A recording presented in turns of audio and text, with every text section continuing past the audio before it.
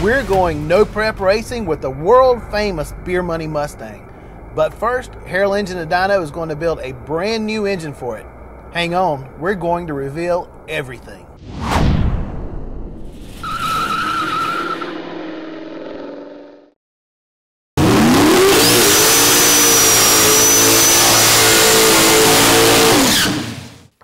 Even though it may look like a hunk of junk, the Beer Money 1986 Mustang has a pretty incredible history.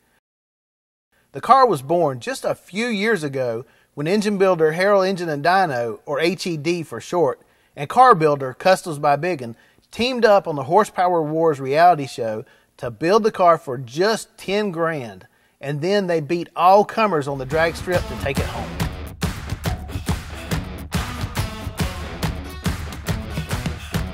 Since then, it has also appeared in the Netflix racing show Fastest Car, where driver Lyle Barnett and Beer Money won their first race and appeared to have the finals all sewn up until they spun out.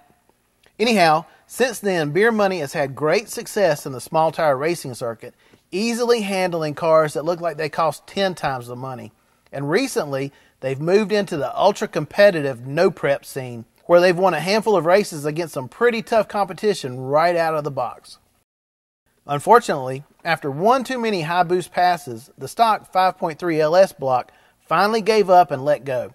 Although the water jackets had been filled with hard block, a large chunk of the number 2 cylinder wall broke loose, and the result was a pretty nice race engine turned into scrap metal. But hey, that's racing. If you aren't breaking stuff, you aren't going fast enough.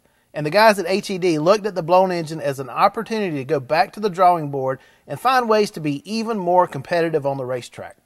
One of the main goals is to cut weight, since the no-prep world is usually a lot looser with the rules and cars can often come in as light as possible.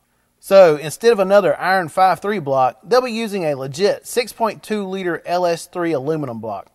Of course, this still sticks with the whole recycled theme for Beer Money, since this block was a blown up piece that was sitting in the corner of the HED shop, unloved for quite a while. The guys dragged it out, sent it out for a re-sleeve, and Bob's your uncle, here we are, trying to win races with somebody else's trash. One of the main reasons HED stuck with an OEM block is so they can still race in stock block events. And, as we already mentioned, the aluminum block will contribute to their weight loss program. Of course, the engineers at General Motors didn't design the LS3 block with multiple passes at 30 pounds of boost or more in mind. So, if you look in the water jackets, you'll notice this block has been strengthened with block filler. Except this isn't your usual cement-based hard block. Instead, this stuff is actually an epoxy mix. It's super hard when it dries, but HED's Pete Harrell says that for an LS, it saves approximately 20 pounds versus traditional hard block. And if you use it in a big block, where there's an even greater water jacket volume, the weight savings would be even more. Unfortunately, I can't tell you exactly what it is or where they got it. You know, racing secrets and all. Otherwise, the block has been upfitted with Darton iron sleeves, grooved to accept O-rings, and bored to the stock bore size of 4 inches 65 thousandths. We'll be using ARP main and head studs, but otherwise it's basically stock. After everything on the block has been machined and blueprinted, engine builder Jay Wiles gives it a final cleaning and begins the assembly process by knocking in the cam bearings. These are just standard cam bearings, nothing fancy here, but it's also at this point in these videos that I tell you about the cam we're using, including the specs. Except that's not happening here. I can tell you that this cam is a solid roller, but all the rest of the specs for their boosted cams, HED is keeping to themselves. Hey, this is racing and money's on the line, so I get it, and I hope you'll understand too. In fact, they are so serious about it that they work with a local cam grinder that basically only does custom stuff for race teams. The rod and main bearings are Clevite HN series, which is made for racing. They're still a Babbitt style bearing, but harder than a standard bearing. In addition to checking the main clearances, he also spends a good deal of time working on the thrust bearing. Wiles checks the thickness of the thrust faces on both halves of the bearing in several places with a micrometer, in addition to checking the overall width with dial calipers. Any irregularities are evened out by lightly rubbing the high side on an oiled piece of 220 grit sandpaper stuck to a perfectly flat granite stone. Ideally, He also makes the thrust on the bearing shell that fits into the main cap just 1/10 of a thousandth of an inch or two narrower than the half of the shell that fits into the block saddle. That's because he wants the crank to ride up against the thrust face of the bearing that's secured in the block instead of the one in the cap because it's less likely to flex.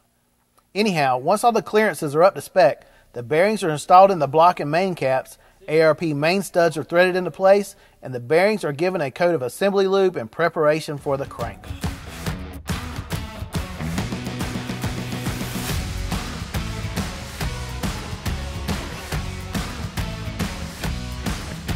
Speaking of the crankshaft, this forging is from K1. Although K1 does have several different stroke options for this engine, HED didn't go for any trickery here. The rod and main sizes are both stock for the LS3, and even the stroke is a stock 3 inches 622 thousandths. Power will be handled with boost and a well-designed induction system. The focus for the K1 crank is tremendous strength and consistent journal diameters. Next, Wiles drops the main caps into position and torques the nuts on the main studs to 60 pounds.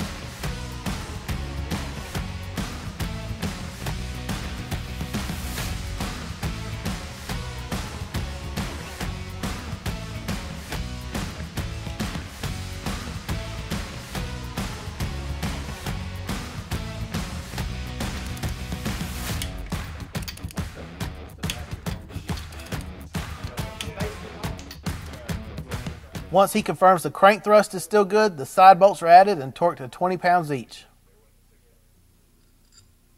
Wiles installs the cam plate and then the Rollmaster double roll timing set to tie the cam to the crankshaft. And now we can turn our attention to the piston and rod combo. That machined steel jewelry you see is a set of Boostline connecting rods. Like the name says, the Boostline rods are designed from the ground up to work in big boost applications making extreme power levels. These 6 1/8 inch long connecting rods are forged from 4340 steel with every surface fully machined. That both tightens up the tolerances and also removes any inclusions that can potentially weaken the connecting rod. It's also easy to see that this is a pretty unique design. Boostline has actually patented this 3-pocket design, and they say it has 60% more strength when it comes to resisting bending than a comparable H-beam rod. The result is a connecting rod that weighs just 694 grams and can handle up to 2,000 horsepower for extended periods. That's pretty light for so much strength. The housing bore on these rods is a stock 2-inch 225 thousandths, while the pin end is a small block size 927 thousandths of an inch. And while we're talking about the wrist pins, check out the wall thickness on these babies. There won't be any wrist pin flex distorting the pistons here. Up top, the pistons are a set of flat top forgings from Wiseco. They have a 1-inch 304 thousandths compression distance, which allows the rings to be moved farther down the side of the piston. HED likes a nice thick deck on the piston to be able to withstand lots of combustion pressure from boost. We've already talked about the thick walls on the piston wrist pins, and the pin bores are set up to use a short 2 1/4 inch pin. Also, check out HED's unique logo laser etched onto the top of the pistons. Wiseco and HED have a long-standing working relationship, and this is just something cool that the Wiseco guys did to surprise the folks at HED. Even if it doesn't make power, if you ask me, it's still pretty cool. The rings are a fairly standard 043 set with a Napier second, and the ring gap is also fairly tight at 24 thousandths of an inch. But that works well in this situation because Beer Money's engine will be burning methanol, which doesn't create as much heat as gasoline. The black skirt coating is something that HED has done after the pistons arrived. This is what's called an abradable coating from line-to-line coatings, and the concept is pretty cool. The coating actually goes on pretty thick, up to 20 thousandths of an inch, and the engine wears away what isn't needed on the first fire up. This means it wears in for a precise, long-term fit. The coating helps retain an oil film between the skirt and the cylinder bore, which lowers friction, prevents scuffing, and can even absorb small particles in the material to keep it from scoring the cylinder walls.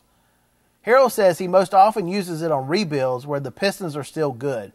Using an abradable coating like this, he can rehome the cylinder bores a couple thousandths larger, and then the coating takes up that extra space, saving the customer the cost of having to buy a brand new set of pistons. After doing a final clean on all the cylinders, Wiles applies a light coat of motor oil to all the cylinder bores and installs the rods and pistons.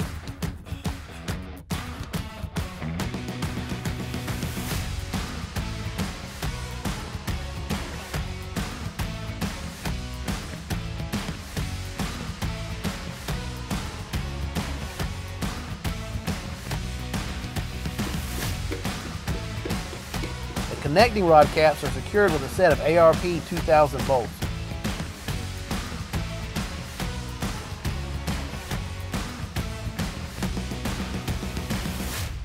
Finally, Wiles degrees in the camshaft to make sure the Valvetrain events are properly timed to piston TDC. And that's the short block. Actually, wait, one last thing. Oiling will be handled with a milling oil pump, but because we're using a double roll timing chain, the pump needs to be spaced out to create enough clearance. That's what those silver plates are for. The timing cover is from Motion Raceworks. Check out the red cap just beside the crank snout. That covers a -10 male AN fitting, which makes it easy to drain oil from the turbo back into the engine. The windage tray we're using here is simply a stock unit. Likewise, the oil pan isn't anything too tricked. It's been recycled off the blown up engine. Pete Harrell thinks it may have come from Summit, but he says he isn't positive. Regardless, a segmented deep sump pan like this is definitely helpful. Harrell says previously he's tried many different ways to get a stock pan to work, but it just can't maintain consistent oil pressure during a high G pass. Now, back up top. Harrell installs the O-rings into the receiver grooves on top of the sleeves. HED uses a hardened steel wire here. In this case, it's 51 thousandths of an inch in diameter. The groove, meanwhile, is cut 49 thousandths wide, so there's a couple of thousandths of press holding it in place. A brass hammer gets the wire in the groove without damaging the wire or the top of the sleeve. Harrell says you want the ends of the wire as close together as possible, but they can't butt or else that will create a high spot somewhere in your O-ring, which leads to problems down the line. The lifters are from BAM. One trick HED uses is to cut a very small groove across the oil hole. When the aluminum block is cold, the lifter bore clearance can be pretty tight to the steel lifter. So this groove will make sure pressurized oil is always able to get into the lifter to provide adequate lubrication. And once the engine is hot, it continues to behave normally. The displacement on demand option is obviously not needed in this application, so it's deleted by tapping the bosses and installing pipe plugs. Here's a better shot of the O-rings and the deck of the block. You may notice that the ARP studs are larger than the stock 11mm size. That's because the head bolt holes have already been drilled and tapped to accept half-inch ARP head studs for greater strength. If you're going to run O-rings, you generally have to run copper head gaskets, so that's what we've got here. But you may notice that they're pretty unique. Since HED has completely filled the water jackets with epoxy, there will be no water moving through the block and into the heads.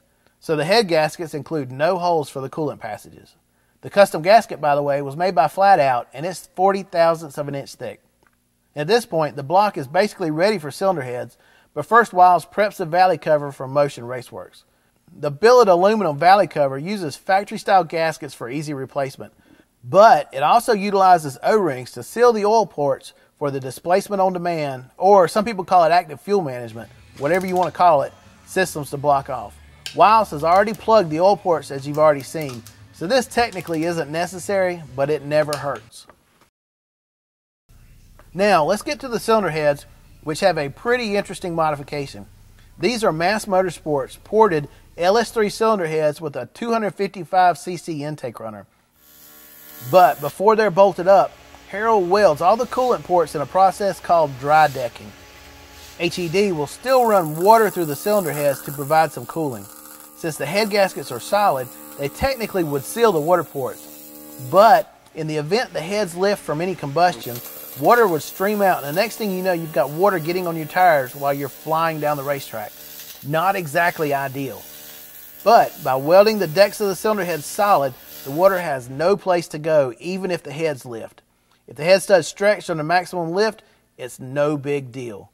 Once everything is welded up, HED runs the heads back through their decking machine to smooth everything out and square it back up, and then they're good to go. You can still see where the decks were welded up, but everything is flat and ready to seal up the combustion chambers nice and tight. But let's get back to the heads themselves. These are from Mast's Black Label series, which is a dedicated casting and provides for tons of flow. The valves are sized at 2 inches 165 thousandths for the intakes and 1 inch 600 thousandths for the exhausts. Those valves are set at an 11-degree angle in the heads, and they have a 5-angle valve job to maximize port flow.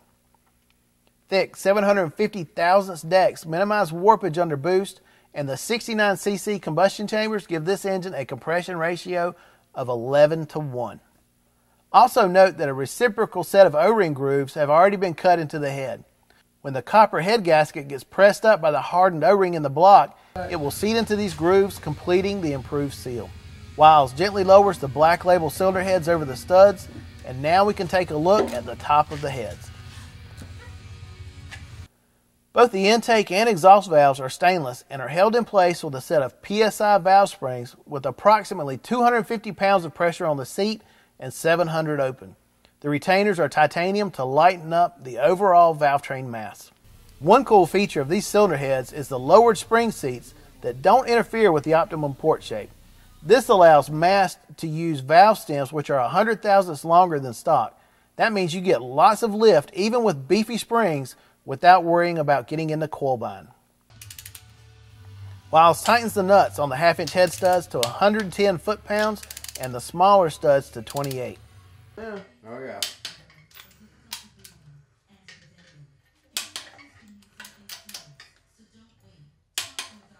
With the heads in place, the rest of the Valvetrain is ready to be fitted up. We'll be using a set of Manton pushrods and T&D rockers. One-piece rocker stands make for greater rigidity across the overall Valvetrain. Once they're torqued into place, you've got the strength of 8 fasteners securing it to the cylinder head, creating a good, stable base for the rocker arms to pivot on. Wiles makes one last check just to ensure that the oiling passages in the pushrods are clear and begins dropping them into the guide bores. The Manton pushrods are beefy units that shouldn't flex and screw up the timing of the valve opening events. They are 7/16 of an inch in diameter, 8 inches 675 thousandths long, and have 168 thousandths wall thickness. Modern engines that don't have a distributor shaft attached to the oil pump drive shaft are difficult to prelude. So Wiles takes every precaution to protect the engine during its first fire up. Here, he forces oil into the rocker shaft oil passage that guides oil from the pushrod cup to lubricate the roller tip. In T&D rockers like these, it also provides critical oil to the needle bearings and the rocker pivot. The rockers are steel, and T&D says its latest designs are just a couple of grams within the weight of their aluminum rockers for the same application. The actual steel alloy they use in their rockers is proprietary. Wiles torques the nuts securing the rockers to the rocker stand to 25 pounds and rough lashes each to a quarter turn just for consistency until he gets all the rockers installed and does the final lash. One of the great features of the LS platform is the use of O-rings in several places instead of the use of traditional gaskets. Plus, there's no water in the intake manifold, so you don't have to worry about gluing gaskets down. This is one of Holley's Sniper Fabricated Race Series intake manifolds. It's the high ram style with longer tapered intake runners. The Sniper has a larger plenum designed to work well in the upper RPM ranges where beer money is going to live. And it also has an integral throttle body spacer that's O-ringed and accepts a 90mm throttle body. At this point, we were basically finished with engine assembly.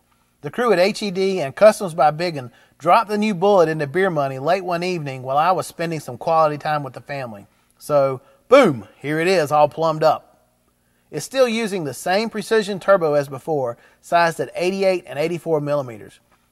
The rest of the plumbing is also the same, including the 66mm wastegate from Precision. The throttle body is 90 millimeters to match the throat on the fabricated intake. As you can see, besides the engine, beer money is purposely made to look decidedly cheap. There's a beer keg overflow tank, they have beer labels on the intake and exhaust plumbing, the main switch panel is a pencil box, and there's a very deliberate layer of crud over all the sheet metal. But there's a lot more to this car than meets the eye, and that's the point. For example, there's a cooling system for the cylinder heads, but the radiator is hidden in the back of the car to make room for better turbo placement and improved weight distribution. There's also a full suite of data logging instrumentation so Pete Harrell, who's also the car and engine tuner, can tell exactly what's happening on the track.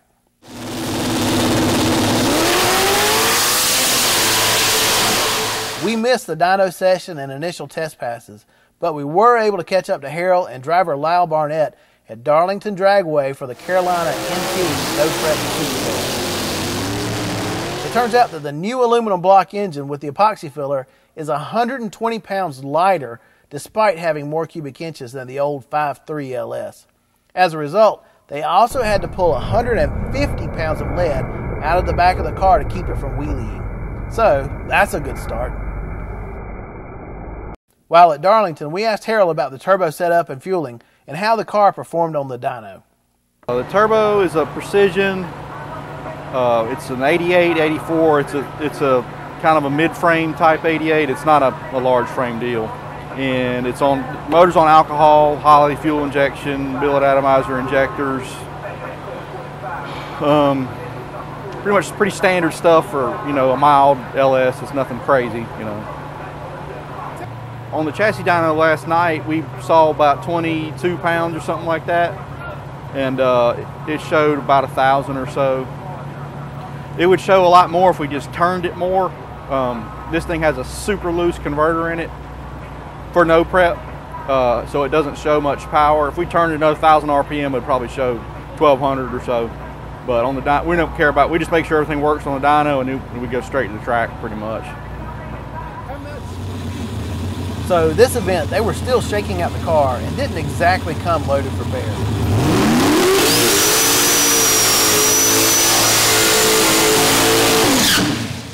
Still, Beer Money was one of the fastest cars in the field. Unfortunately, in the first round, they drew the car that would actually wind up winning the event.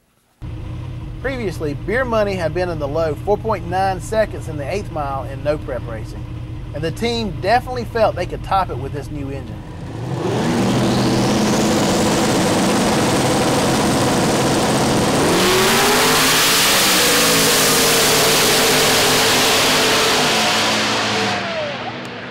Unfortunately, a failing sprag in the Turbo 400 transmission meant too much slippage, and Barnett was only able to pilot the car to a 5.07 pass, which led to a first round loss. Because the transmission was slipping in second, it forced them to shift into higher gears much sooner than they would have wanted, and the car was only able to reach 7,900 RPM at the end of the 8th mile. But Harrell says it should have much more in it than that.